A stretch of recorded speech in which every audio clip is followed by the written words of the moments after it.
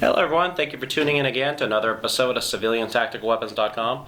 Today's episode is actually a viewer requested episode in regards to the H&K SL8-6.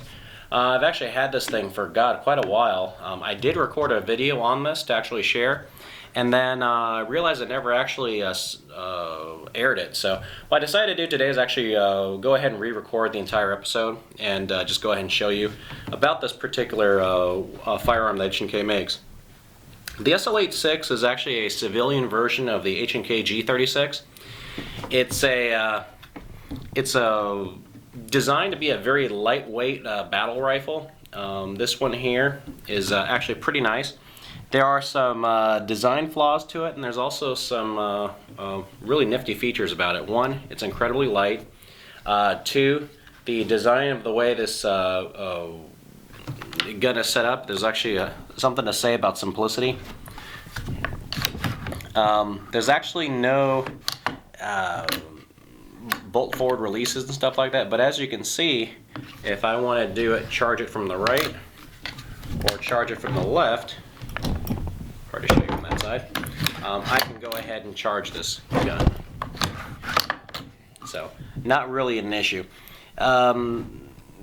Couple of things to note here. Some things I don't. Also, it's also an incredibly accurate gun, but the things that are actually design failures of this is I'll actually show you here. One is the way the magazine, or the buttstock system is designed.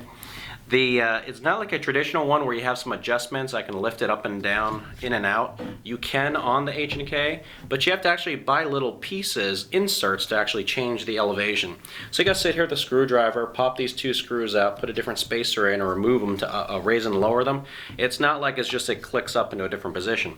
Same goes here. Actually take out these two bolts right here, take out the bolt right here, and then slide it into the position that I want, and then screw the bolts back in. So it's not some quick adjustment type thing, not like you'd see in some of the CAA or Magpul stocks. So you don't have that type of feature on this.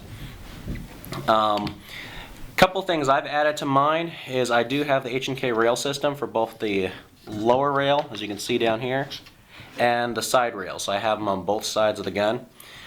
These actually originally came out as SL8, it's just called an SL8-6. This is actually an SL8, I'm sorry, it originally came out as just an SL8.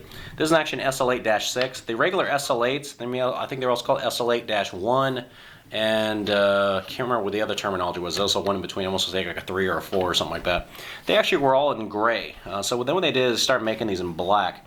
But a couple of ways they designed it to kind of meet different rules and import laws and all that other good stuff is what they did was they actually made this as a single stack magazine. The military G36 is a double stack mag. The H&K mags here, these are actually 10-shot mags. The magazine is very narrow, and the mag well actually, it's hard to see with the camera here, but actually indents in to prevent a double stack mag from going up. Any of you have seen the videos on the USC to M45, you'll know why I'm making a big deal about this. Same thing was true with the USCs. They were single stack mags, but the double stack mag is actually what the M45s use. So what I also added on this was actually a Harris bipod up on the front, and this is just a 3x12 40 scope. Nothing fancy here. This is actually a Tasco scope, not a really high-end scope. Mainly the reason why is I had one of these scopes laying around, and my long-term goal is actually convert this to the G36. So I will be doing a lot of work on this gun, and this optic is not going to sit here for a long time. In fact, most likely it's going to get replaced by either a Micro T1 or a M4S. So right now what this is set up is for long range shooting. Most likely I'm going to turn this into a standard type carbine. This here is actually a G36 trigger pack. If you are interested in doing the SL8-6 conversion, you may want to go ahead and buy these trigger packs now. The H&K USC's trigger packs, actually the M45 trigger packs, are already becoming incredibly difficult to find now because of the way H&K is pretty much not importing them anymore. You are most likely going to see the exact same thing with the with the actual G36 trigger pack. So if you want to do this, get the trigger pack now. You can even buy the gun later, but if you want to do this, go ahead and spend a few $100, get the trigger pack now. So if you want to do the conversion, you have the parts that you need to do that in the future. This magazine that H&K provides you is an absolute piece of crap, worthless magazine. The gun itself is reliable. The magazines they designed for the SL8-6 are not. So actual G36 mags, I've talked to people who fire G36s, there's no problems with reliability, but these magazines are a very funky, weird lipped magazine that's really made pretty bad and actually cause different magazine issues. So I would not be too concerned if this magazine here is not very reliable for you. If you do the conversion and you're running actual G36 mags, it's a whole different ball game.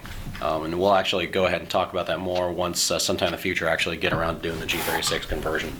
So Magpul actually has rumored on their website that Magpul is going to go ahead and have a make a US made G36 mags, which means guess what, you drop the part counts by 2.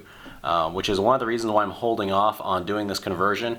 Is there's a couple of parts I would need to replace in the bolt that I'd want to actually leave as the real German-made parts, not a US-made copied version of it. But because of the 922R laws, I have to actually go ahead and maintain those laws. So what I'm doing is I'm waiting for Magpul to come out with the US made.